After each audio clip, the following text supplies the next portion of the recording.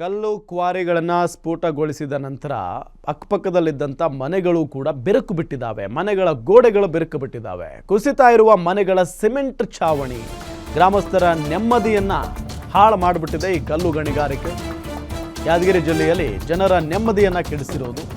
ಅಕ್ರಮ ಕಲ್ಲು ಕ್ವಾರಿ ಸ್ಫೋಟದಿಂದ ಮನೆಗಳು ಬೆರಕು ಬಿಟ್ಟಿದ್ದಾವೆ.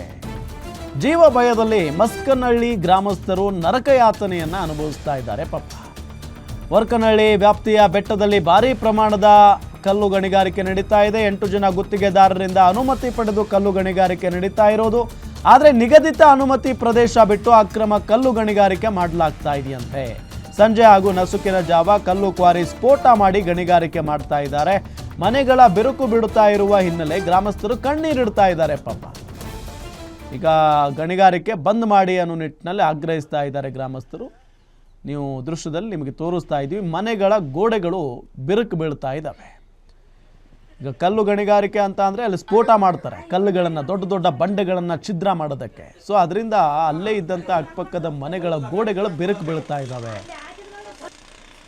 ವರ್ಕನಹಳ್ಳಿ ಅಳಿಗೇರ ಅಂತ 2 ಗ್ರಾಮಗಳ ವ್ಯಾಪ್ತಿಯಲ್ಲಿ ಬರ್ತದೆ ಸರ್.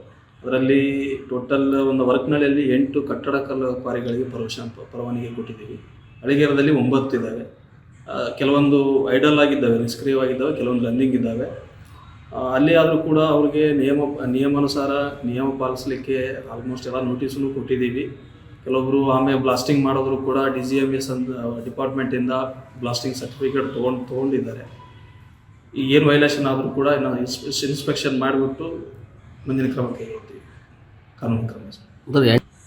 ಸರ್ ಅಪ್ರಾಕ್ಸಿಮೇಟ್ಲಿ ಆಗಿ 4 ಎಕರೆ 5 ಎಕರೆ ನಮ್ಗೆ ನೋಡ್ರಿ ಮನೆಯದು ತುಂಬ ತ್ರಾಸ ಆಕೈತೆ ರೀ. ಮಕ್ಕಳು ಮರುಗಳು ಮನೆಯೊಳಗೆ ಮಕ್ಕಳಾಕ ಭಾಳ ತುಂಬ ತ್ರಾಸು. ಅದರಲ್ಲಿಂತ ನಾವು ಮಕ್ಕಳು ಕೂಡ ಹೊರಗೆ ಟೀನಲ್ಲಿ ಮಕ್ಕಂತೀವಿ. ಟೀನ್ ಮೊದಲು ಮಾಡಿ ಎದ್ದು ಬೀಳ್ತಾ ಇದ್ದಾವೆ ರೀ. ಒಂದೊಂದು ಗೀರಣೆ ಹತ್ರನೇ ಎದ್ದು ಬೀಳ್ತಾವ. ಅದ್ರ ಸಲುವಾಗಿ ಕಲ್ಲು ಗಾರಣಿಕೆ ಮಾಡಲಿ ಅಂತ ಆಗ್ಯದ. ಮೊದಲಂತರೂ ಇಲ್ಲ ರೀ. ಇಷ್ಟು ಹತ್ರ ಹಾಕಿನ್ರಿ ಬುನಾದಿ. ಅಷ್ಟಾದ್ರನ್ನ ನಾವೇನು ಮಾಡೀವಿ ಅವ್ರಿಗೆ ವಿಧತೆ ಮಾಡೋಕ್ಕೂ